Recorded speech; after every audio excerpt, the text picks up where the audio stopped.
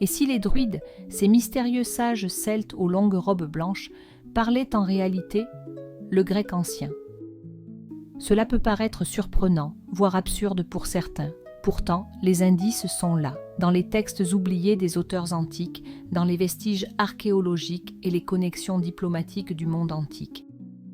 Ce que vous allez découvrir dans un instant pourrait bien bouleverser tout ce que vous pensiez savoir sur ces figures emblématiques, celtes de l'ancienne Gaule. Mais avant de plonger dans ce mystère, posons une question simple. Pourquoi imagine-t-on toujours les druides comme des ermites barbus vivant au fond d'une forêt? Cette image, diffusée notamment par les moines médiévaux, est bien loin de la réalité historique.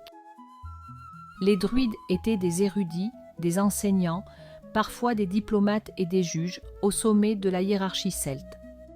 Jules César lui-même, dans La guerre des Gaules, les décrit comme des hommes de savoir, formés pendant de nombreuses années, dépositaires d'une tradition orale complexe et d'une science qui allait bien au-delà des simples pratiques religieuses.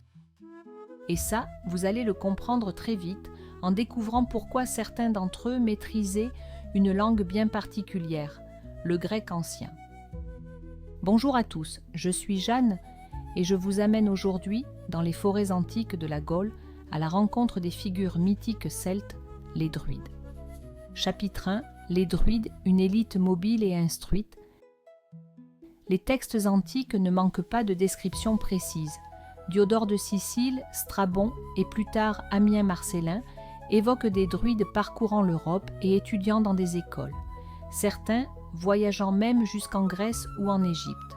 Le druide n'était donc pas un simple prêtre local, mais un intellectuel voyageur, lié à des réseaux de savoir qui s'étendaient bien au-delà de la Gaule.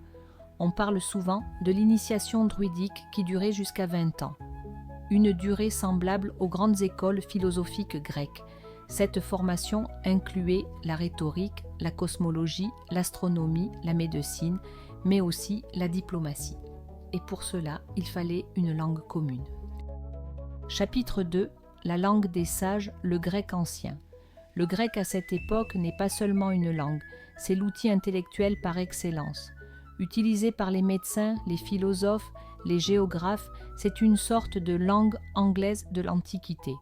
Il se trouve qu'en Gaule, le grec était bien implanté via plusieurs cités méditerranéennes. Massalia, Marseille, Nicaïa, Nice, Antipolis, Antibes, Agathe, Agde et d'autres, fondées entre le 6e et le 4e siècle avant notre ère par des colons grecs. Ces lieux étaient des plaques tournantes des échanges entre le monde méditerranéen et les peuples celtes. Certains manuscrits évoquent même la présence de philosophes grecs échangeant avec les druides, comme Posidonios d'Apamée, qui compare leurs enseignements à ceux des pythagoriciens. Et si les druides parlaient le grec, ce n'était pas pour paraître savants, mais parce qu'ils faisaient partie d'une élite connectée au savoir du monde méditerranéen.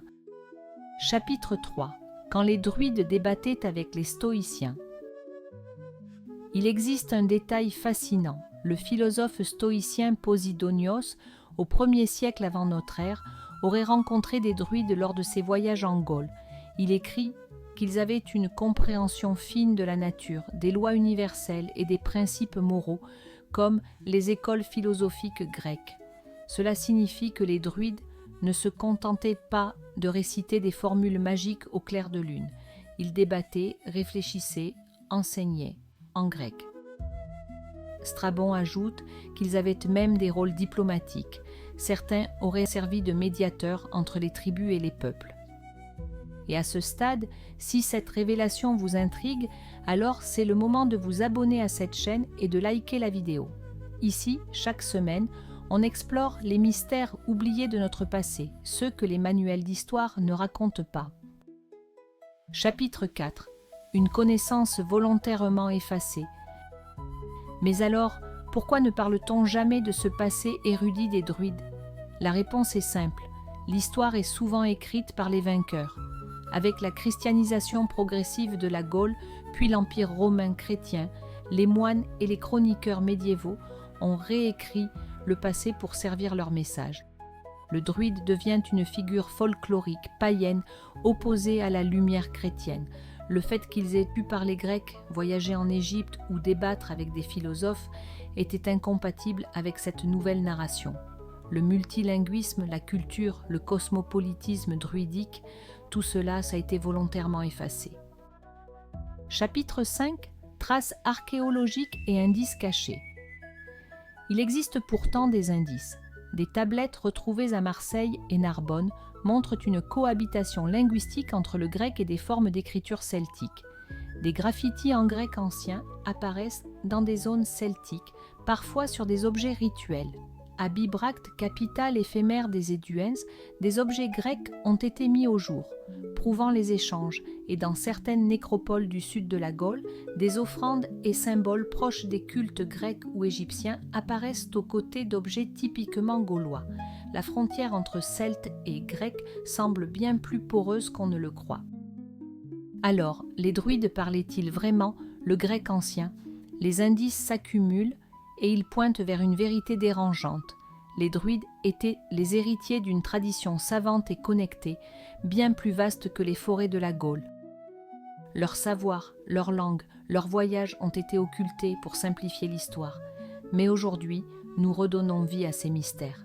Et si cette exploration vous a captivé, n'oubliez pas de vous abonner, car dans notre prochaine vidéo, nous allons lever le voile sur un autre secret enfoui dans les plis du temps. N'hésitez pas à partager cette enquête avec vos amis ou votre famille. Plus on est de curieux, plus la vérité a de chances de refaire surface.